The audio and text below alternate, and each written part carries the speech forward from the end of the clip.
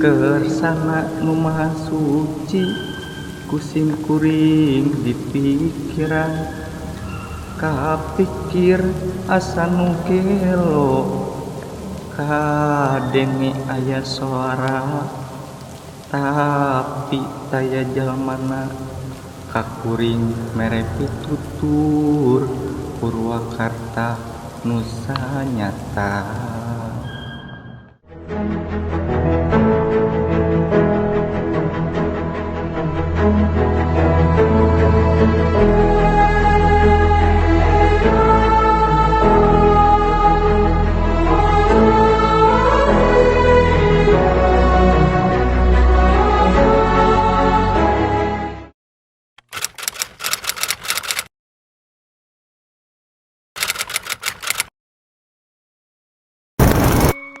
Pupuh Asmarandana berisi gambaran diterimanya wangsit ajaran kebatinan oleh Bapak Meikartawinata bersama dengan dua kawannya, Bapak M. Rashid dan Bapak Sumitra, pada 17 September 1927 di Desa Cimerta, Subang, Jawa Barat.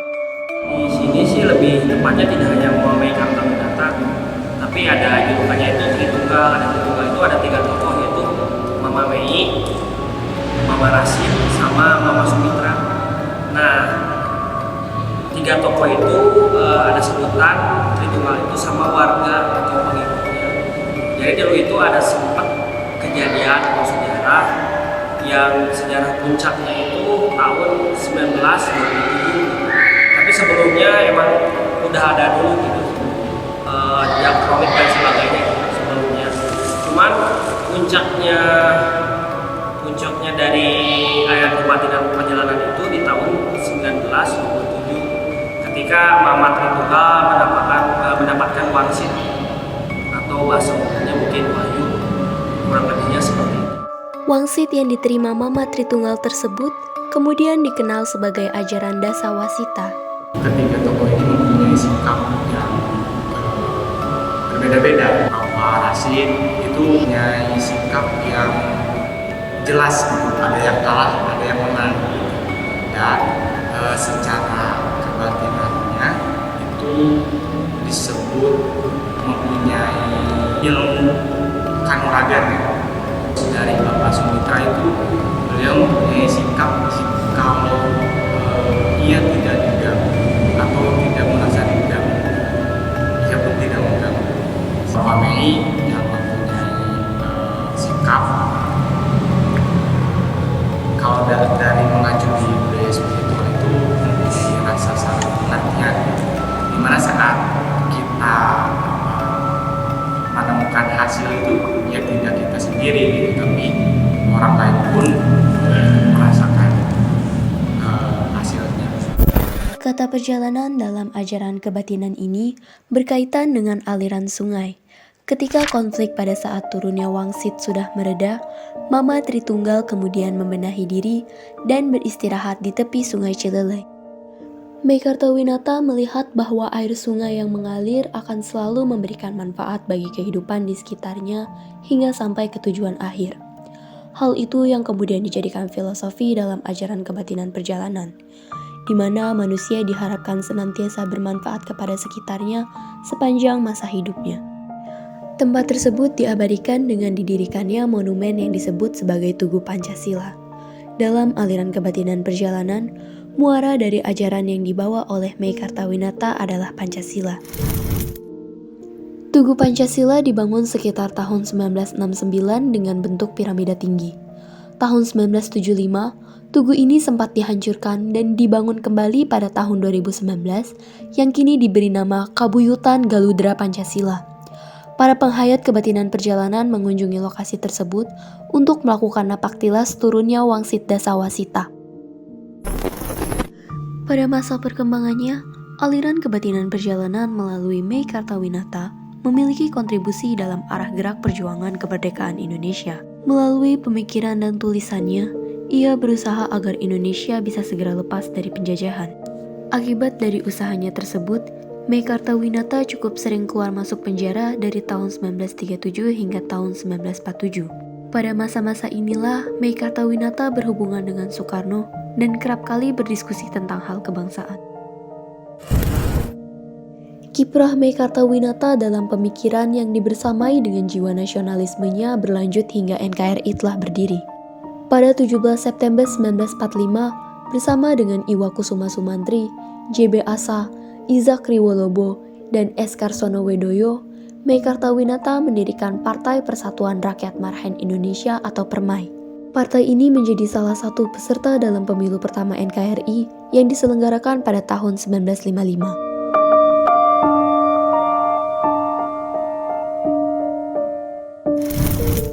Pada tahun 1955, putra Meikartawinata yakni Ikrat Rustama Kartawinata membangkitkan kembali ajaran Dasawasita dengan mendirikan organisasi aliran kebatinan perjalanan. Organisasi ini lahir tahun 1955, katanya dikuatkan lagi oleh putra Mama Mei atau dibentuk organisasi ini oleh Bapak Ikrat yang di sebelah kanan yang di foto itu. Aliran kebatinan perjalanan itu tahun 1955 oleh Bapak Ikrat. Melalui ajaran yang disampaikan oleh sang ayah, Pak Rustama berusaha memperkuat ajaran tersebut melalui organisasi yang didirikannya. Organisasi ini berada di bawah naungan Majelis Luhur Kepercayaan Indonesia bersama dengan 67 organisasi kepercayaan lainnya. Berakhirnya kekuasaan Soekarno membawa sebuah perjalanan baru bagi bangsa Indonesia. Memasuki era Orde Baru di bawah kepemimpinan Soeharto, banyak perubahan bagi bangsa yang berdampak terhadap berbagai elemen dan salah satunya kepada para penghayat kepercayaan. Peristiwa kelam 1965 menjadi titik mula banyaknya kebijakan baru yang berkaitan dengan kependudukan untuk menyaring siapa saja yang dianggap menganut ideologi komunis. Politik di dalam negeri itu sangat memanas itu antara kita dengan kita gitu ya. Di tahun 65, tahun 1967 itu di KTP tercantum kata agama, pertanyaan agama. Jadi agama itu di kita itu pertanyaan. Ada kolom agama itu masuk, ada banyak kesulitan bagi orang tua kita di zaman itu ya. Yang memang bukan hanya kita juga sih yang menghadapi ini juga kan awalnya katanya sempat tidak termasuk ya, karena tidak ada nabi gitu ya. Pada tahun 1967, pemerintah mengeluarkan sebuah aturan untuk mencantumkan kolom agama dalam kartu tanda penduduk. Tujuannya untuk menyaring mana warga yang berideologi Pancasila dan warga yang dianggap berideologi komunis. Karena pada saat itu komunis identik dengan tidak memiliki agama. Sayangnya dalam kebijakan itu, agama yang boleh dicantumkan hanya terdiri dari 5 agama resmi, yakni Islam, Kristen, Katolik, Hindu, dan Buddha. Selain dari 5 agama yang di Indonesia, harus mengisi salah satu dan mengikuti salah satu agama yang berbeda. Tergantung daerah. Kalau di daerah agamanya Muslim ya kita ikuti Muslim. Sejak saat itu, para penghayat kepercayaan terpaksa mencantumkan salah satu dari agama resmi yang sudah ditentukan oleh pemerintah untuk mematuhi aturan yang berlaku. Karena jika hal tersebut tidak dilakukan, akan muncul diskriminasi dari pemerintah dan masyarakat setempat dengan berbagai tuduhan, mulai dari tuduhan tidak bertuhan hingga tuduhan komunis. Takutnya orang menyangka bahwa organisasi kepercayaan itu komunis gitu ya. Sebenarnya kita juga udah ada pengawasan gitu dari pemerintah gitu. Jadi mungkin pemerintah juga dapat menilai gitu mana yang mengancam ideologi negara gitu. Mana yang emang mereka organisasi agama gitu atau organisasi kepercayaan. Pengawas aliran kepercayaan masyarakat atau PAKEM berada di bawah naungan Kementerian Dalam Negeri yang kemudian berpindah di bawah naungan Kejaksaan karena menyangkut kepada pengawasan aliran kepercayaan agar tidak menyimpang dari ideologi bangsa yang berujung pada ancaman bagi negara. Tahun 1998 setelah jatuhnya Soeharto dari kursi kekuasaan, Indonesia mulai bangkit kembali dengan semangat reformasinya. Beberapa larangan dan kebijakan mulai dilonggarkan, termasuk dalam hal agama dan kepercayaan. Keberadaan dari organisasi kepercayaan mulai diperhatikan. Hal ini terlihat dari adanya pembinaan atas organisasi kepercayaan di bawah Direktorat Kepercayaan dan Masyarakat Adat yang berada dalam naungan Kementerian Pendidikan dan Kebudayaan. aliran kepercayaan masyarakat berada di bawah tanggung jawab Kementerian Pendidikan dan Kebudayaan dan bukanlah berada di bawah naungan Kementerian Agama. Hal tersebut dikarenakan aliran kepercayaan lebih banyak memiliki unsur kebudayaan dan masih belum memiliki syarat-syarat yang bisa dikatakan sebagai sebuah agama. Dalam aliran kebatinan perjalanan, seluruh kegiatan yang berkaitan dengan ajaran kebatinan biasa dilaksanakan dalam gedung pasewakan, yakni tempat atau ruang para penghayat kepercayaan mengadakan pertemuan serta digunakan sebagai tempat berlangsungnya kegiatan-kegiatan para penghayat kepercayaan. Salah satu acara besar yang dilaksanakan dalam pasewakan ialah satu suro, yakni memperingati diterimanya Wangsit Dasawasita oleh Mama Tritunggal pada 17 September 1927. Kegiatan utama dalam acara tersebut ialah nata sajen. Dalam aliran kebatinan, nata sajen merupakan sebuah hal yang memiliki makna filosofis yang dalam mengenai falsafah hidup. Sastra Jendra Rahayu Ningrat Pangkuat Indiu.